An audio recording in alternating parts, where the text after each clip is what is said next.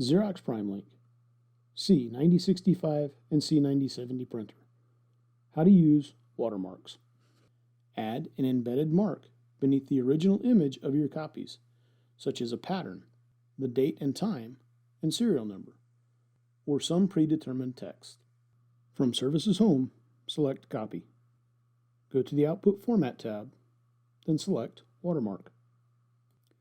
Select which type of watermark to add, and save your selection.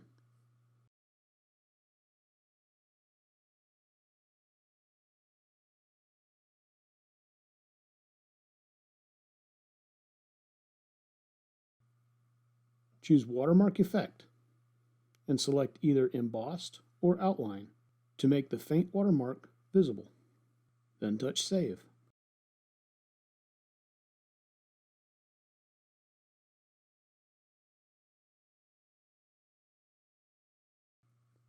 Use Watermark Effect for copies that will be used as originals. That way, when the copy is made, the watermark will be very visible.